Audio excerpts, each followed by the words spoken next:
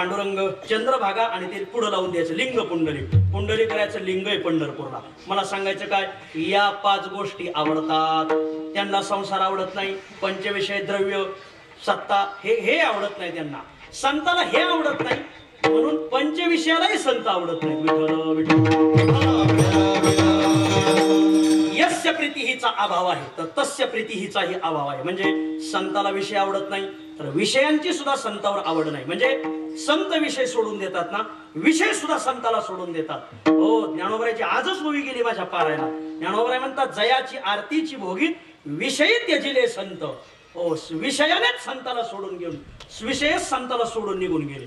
विषय संताला सोडतात. हो, विषय सोडतात. कसं काय सोडतात? द्या दृष्टांत. काय ज्ञानोबरायचा दृष्टांत किती सुंदर. ज्ञानोबराय म्हणतात, एखाद्या झाडाला जर आग लागली तर आता पक्षीच झाडाला सोडून जातात. आगी लागली रुखी देखोणी सायरा पडते पक्षी. संपला विषय, संपला विषय. संताला सोडतात.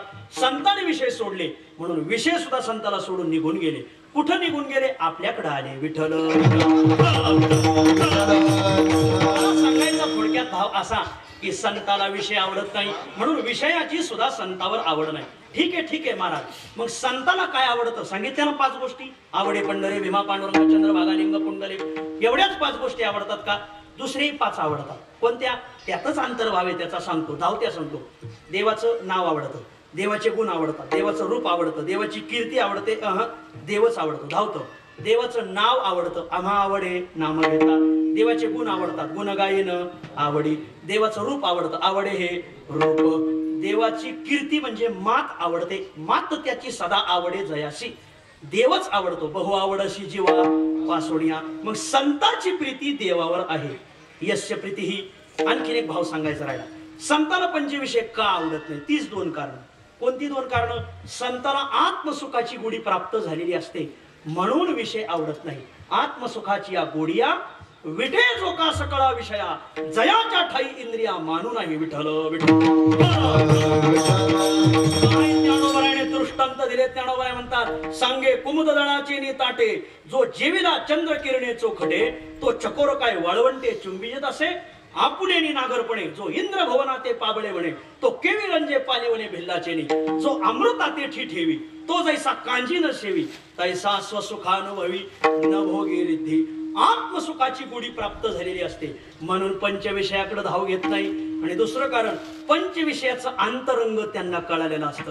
हो, मग तीच दृष्टांत ज्ञानोबरायाने दृष्टांत घेतलाय. विषय रांधिली रससोय जय जेवणारा ठाऊकी होय तै तो 72 पुरची सांडोनी. आपलं तो ताटची सांडोनी जाय जयापरी तो त्या गावात सुद्धा राहणार नाही महाराज. तैशी संसारा या समजता जाणी जे जय अनित्यता तय वैराग्य दवडेता पाठी लागे. संत पंच विषयाच्या संसाराच्या मागे जात नाही. का जात नाही? संसाराचं त्यांना अंतरंग कळलेलं असतं. संसाराच्या अंगी अवघीच व्यसने. संसाराच्या अंगी अवघीच व्यसने.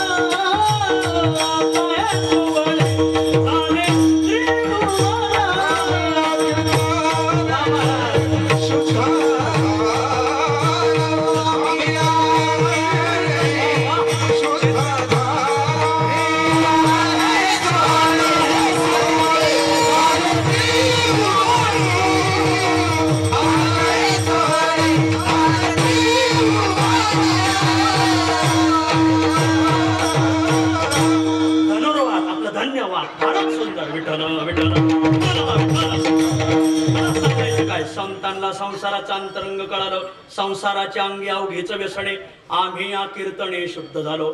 संत संसाराकडे जात नाही. का जात नाही? आत्मसुखाची गोडी प्राप्त झाली, संसाराचा अंतरंग कळालं म्हणून जात नाही. मग संताला काय आवडतं? बहु आवडसे जेव्हा पासोनिया, संताला देव आवडतो. मग यस्य प्रीतीही, तर मग तस्य प्रीतीही. या न्यायाने भगवंताला सुद्धा आपले भक्तच आवडतात. अभंगाच्या पहिल्याच्या निज भक्ताची आवडी, निज भक्ताची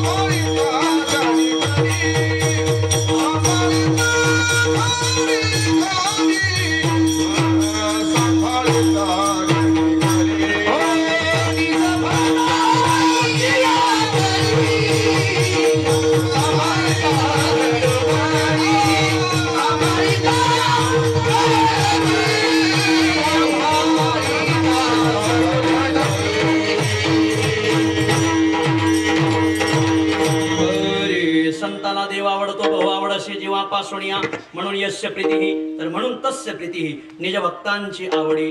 भगवंताला सुद्धा भक्तच आवडतात, भगवंताला भक्त आवडतात. नुसती आवड असून फायदा काय? मग ती आवड सक्रिय असली पाहिजे.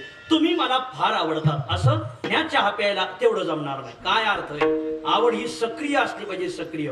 भगवंताला जर भक्त आवडतात तर त्या आवडीसाठी देव काही करतो का हे सांगा.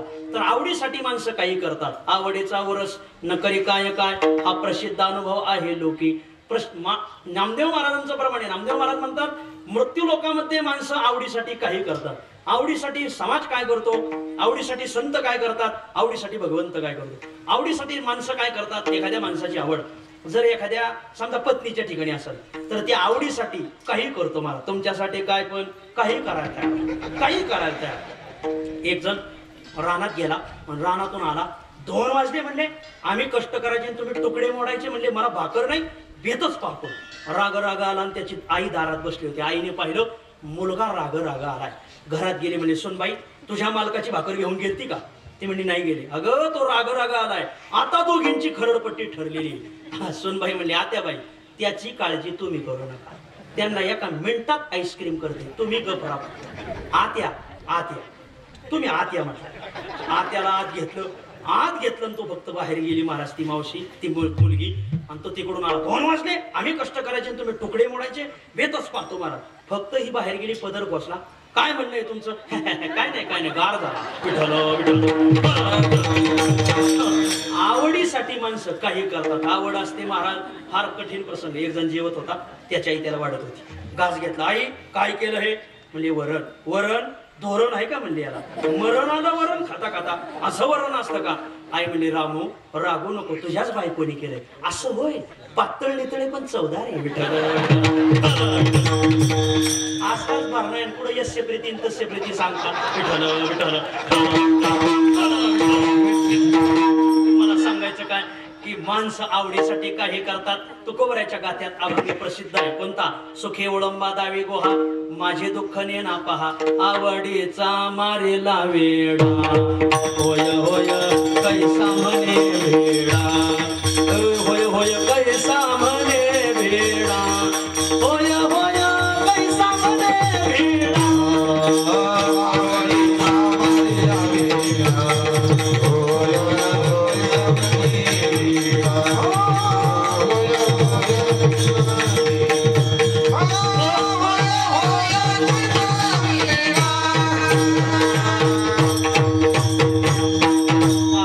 होय मारीला वेळा आवडीचा मारीला वेळा मला याचीच आवड आहे विठ्ठल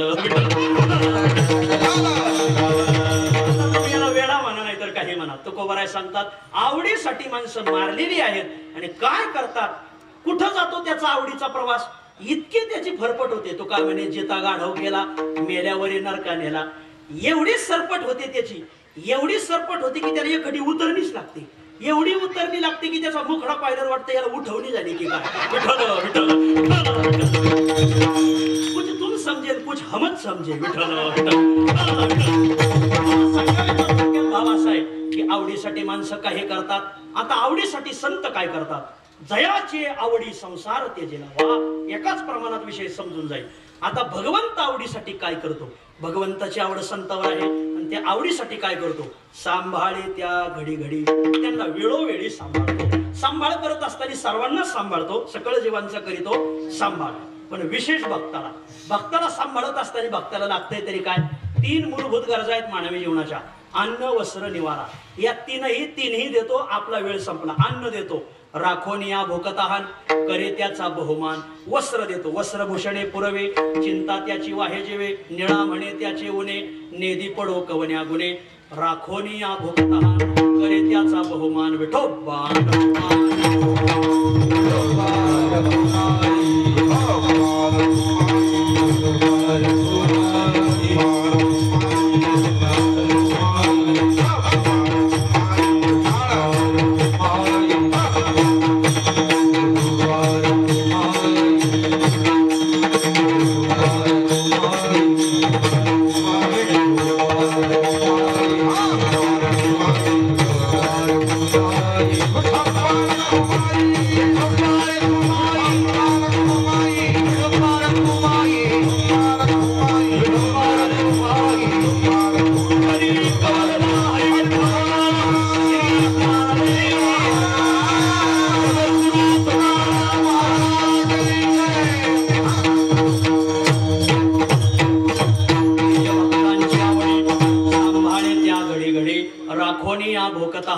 करे त्याचा बहुमान आपले 7 मिनिटं राहिले 5 मिनिटात आपली सेवा आपल्याला संपवायची आहे भगवंत भक्ता करता अन्न देतो